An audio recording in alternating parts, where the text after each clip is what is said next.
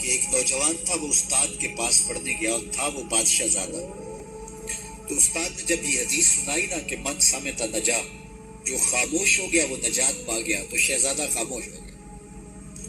اب بادشاہ کو فکر لاحق ہوگی کہ بیٹا بولتا نہیں، کیا مسئلہ ہوا. حکماء کو بلایا، کسی نے کہا اس کو جو ہے وہ یہ دیا جائے، کسی کو کہا یہ دیا جائے، کسی نے کہا یہ دیا جائے. ایک حکیم نے کہا اس کو سیر کو بھیجا جائے. تو خادم روزانہ سیر کے لیے لے کر کے اس کو جایا کرتا تھا.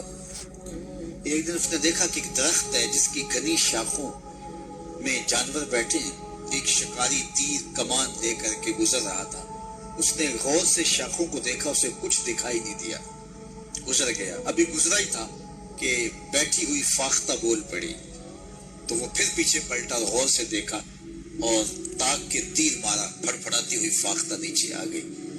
تو اس کی زبان سے بے ساختہ نکلا، صدقت یا رسول اللہ، اے پیارے رسول آپ نے سچ کہا ہے. نہ بولتی تو نہ ماری جاتی، خاموشی میں نجات. بادشاہ روز رپورٹ لیا کرتا تھا کہ بیٹے نے کچھ بات تو نہیں کی. آج بتایا خادم نے کہ یوں ماجرا ہوا ہے. بادشاہ سمجھ گیا کہ یہ تو قصداً خاموش ہوا ہے. تو اس نے جلاد کو بلایا، کہا ذرا اس کو آج الٹا لٹکاؤ نا. تو جلاد نے الٹا لٹکا کے جب اس کو کوڑا مارا نا تو پھر چیخا، کہا صدقت یا رسول اللہ صلی اللہ علیہ وسلم، یا رسول اللہ آپ نے سچ کہا. فاختہ بولی وہ ماری گئی، میں بولا میں مارا گیا.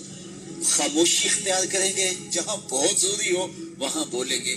زبان کی آفتوں سے بچ جائیں گے تو بہت سارے گناہوں سے بچ جائیں گے.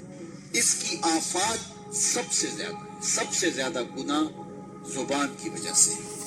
تو فرمایا جو خاموش ہو گیا وہ نجات پا گیا. چونکہ یہ بولتی ہے تو جھوٹ بولتی ہے، یہ بولتی ہے تو شکوے کا لہجہ اختیار کرتی ہے، بہتان لگاتی ہے، غیبت کرتی ہے، چغلی کرتی ہے، دو افراد کو تقسیم کرنے کا ذریعہ بنتی ہے، لوگوں کے دل دکھاتی ہے، اذیت پہنچاتی ہے، گالی سب و شتم یہ اس کا مزاج بن جاتا ہے.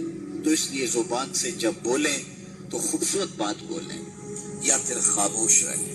تو خاموشی نجات دیتی ہے. جو خاموش رہا